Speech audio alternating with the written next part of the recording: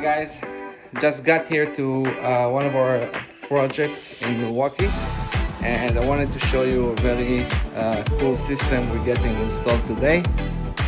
Drain tile system in the basement. For you guys who doesn't know what drain tile system is, it's basically a way to collect all the rainwater that builds behind your basement walls and dispose them outside the property.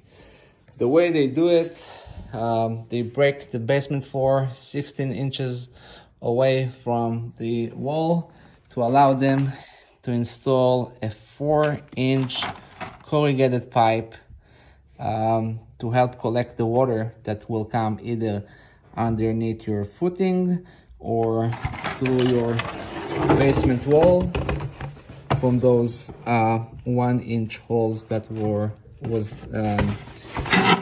drilled as well.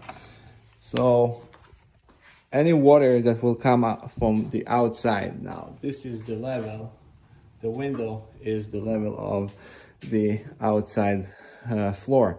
Any water that will come inside the block or on this wall will be able to penetrate down here to that plastic, to the corrugated pipe. This pipe is going all around the basement to this sump crack, which is basically just a plastic bucket that has those two pipes coming in here, and a sump pump will be installed here. So every time that this bucket gets full, the pump will turn on and pump out the water. That way your basement will stay dry. Now, very important step when doing this install is drilling those 1-inch holes all around the basement. These holes basically allow them wash the wall or any buildups like sand buildup inside the wall before the installing that system. So this sand will not clog the pipes in the future. That's very important to know.